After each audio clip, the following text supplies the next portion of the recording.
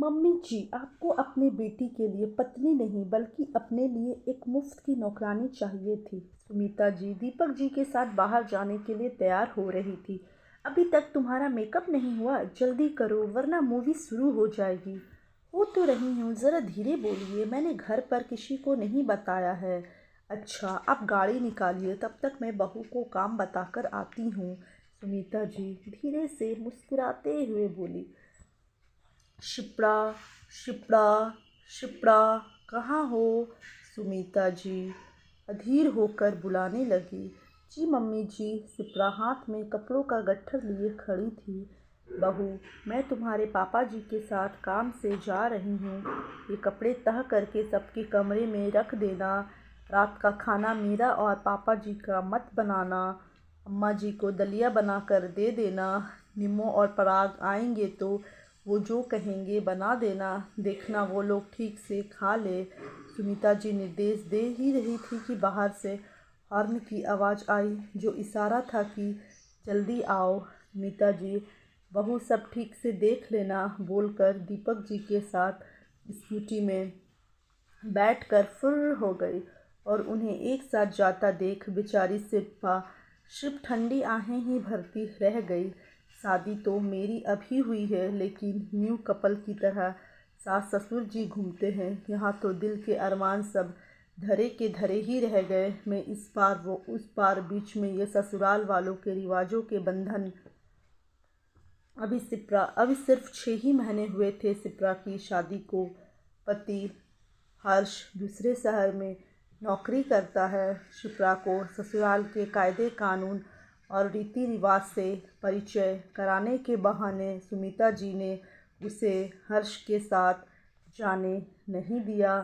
ननद निम्मो और देवर पराग अभी कॉलेज में पढ़ते हैं। शिप्रा को जब से घर की जिम्मेदारी सौंपी, सुमित्रा जी फ्री बर्ड की तरह घूमती है। पहले पारिवारिक जिम्मेदारियों के कारण वह घर से बाहर ही नहीं निकल पाती थी। शिप्रा के आने के बाद वो जी रही है। ये अक्सर सुमिता जी शिप्रा से कहती। शिप्रा ने अपने और दादी सास रमा जी के लिए चाय बनाई और उनके पास ही बैठ गई। जब भी हर्ष की याद आती और मन उदास होता तो वो रमा जी के पास ही बैठ जाती और हर्ष के किस्से सुनती। रात में हर्ष का फ़ोन आया तो शिप्रा ने प्यार से कहा, हर्ष आप इस बार आएंगे तो प्लीज़ मुझे भी अपने साथ ले चलिएगा। शिप्रा, तुम समझती क्यों नहीं? तुम घर की बड़ी बहू हो। अपनी बहू को लेकर मम्मी और निम्मो और पराग की अपनी भाभी को लेकर बहुत सारी इच्छाएं हैं। जब तक उन सब की इच्छा पूरी नहीं हो जाती, मैं तुम्हें अपने साथ नहीं ला सकता। हर्ष ने बेबसी बताई। तुमको सबकी इच्छाओं का ख्याल है और मेरी इच्छाओं का क्या? क्या मेरी कोई इच्छा नहीं है? मानती हूँ कि शादी के बाद पति से जुड़े सभी रिश्तों को निभाना होता है, लेकिन यह बोझ सिर्फ मुझ अकेली पर क्यों?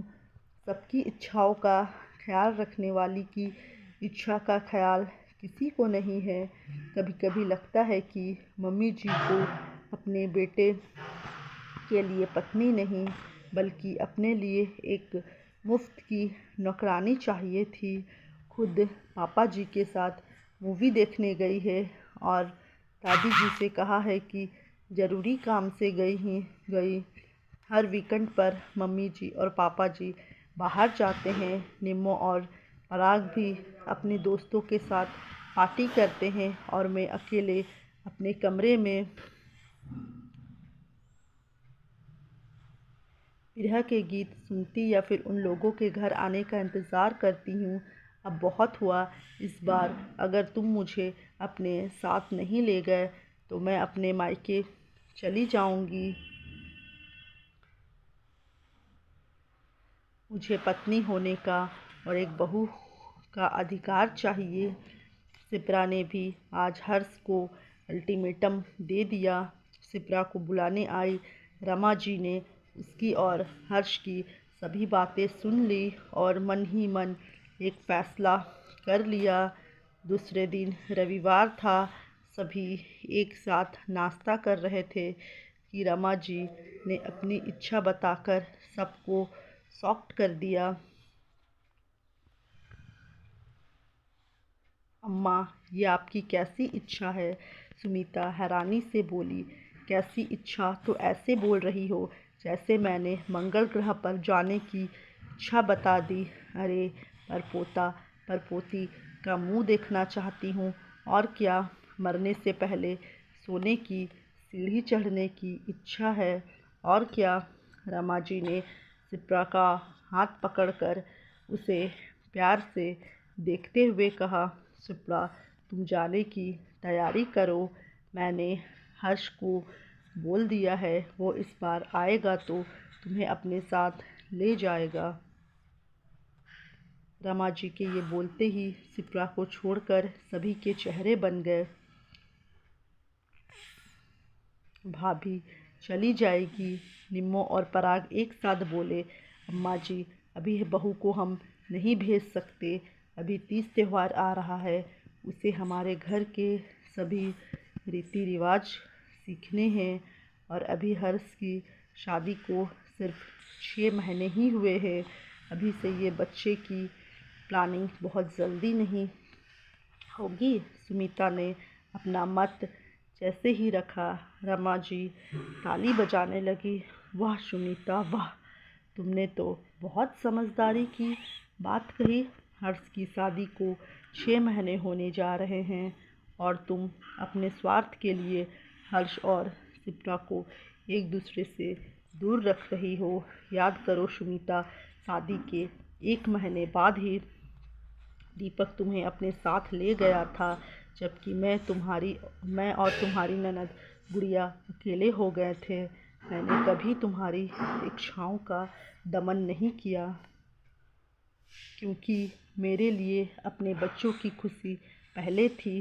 तुम और दीपक अभी भी हाथ डाले लैला और मजनू की तरह घूमते रहते हो, छुप छुप कर मूवी देखने जाते हो। हर्ष और शिप्रा के यही दिन हैं एक दूसरे को समझने की, ताकि उनका भी दाम्पत्य जीवन सुखी हो। एक दूसरे से दोनों को अलग करके तुम अपने लिए बहू के दिल में इज्जत खो रही हो। और तुम दोनों, निम्मो और पराग, शिप्रा के आने से पहले तुम दोनों अपना काम करते थे या नहीं? फिर इसके आते ही सबको क्या हो गया है? जिम्मेदारी सिखाने के बहाने तुम लोग अपनी ही जिम्मेदारी भूल गए हो। रमा जी की बात सुन सबको सांप सूंघ गया है, सबके सर झुक गए। और तू दीपक, तुझसे इस तरह की बेवकूफ़ी की उम्मीद नहीं थी। तू थी माना कि उस समय सुमिता ने ही जिद की थी साथ जाने की, लेकिन जब शिप्रा को तेरी पत्नी ने रोका तो तू उसे समझाना चाहिए था कि वो अपने दिन कैसे भूल गई। रमा जी की बातों का दीपक के पास कोई जवाब नहीं था। हाँ हर्ष, इस बार नवरात्र में ज़्यादा दिन की छुट्टी लेकर आना। नवरात्र की पूजा के बाद शिप्रा को अपने साथ ले जाना। थोड़ी देर बाद सुमिता ने हर्ष को फ़ोन कर ये खुशखबरी दी, और ये खबर सुनकर शिप्रा के चेहरे पर पति के मिलन की लालिमा छा गई, जिसे देखकर रमा जी धीरे से बोली, मैंने तेरी इच्छा पूरी कर दी। अब तू भी मेरी सोने की सीढ़ी चढ़ने की इच्छा जल्दी पूरी करने की कोशिश करना। रमा जी की बात सुन शिप्रा उनके गले से लग गई। तो दोस्तों, कैसी लगी ये एक पारिवारिक कहानी? अगर अच्छी लगी होगी तो वीडियो को लाइक ज़रूर करें, और चैनल में नए हो तो चैनल को सब्सक्राइब करके जाना बिल्कुल भी ना भूलें। मिलती रहूँगी इसी तरह से अच्छी अच्छी कहानियों के साथ।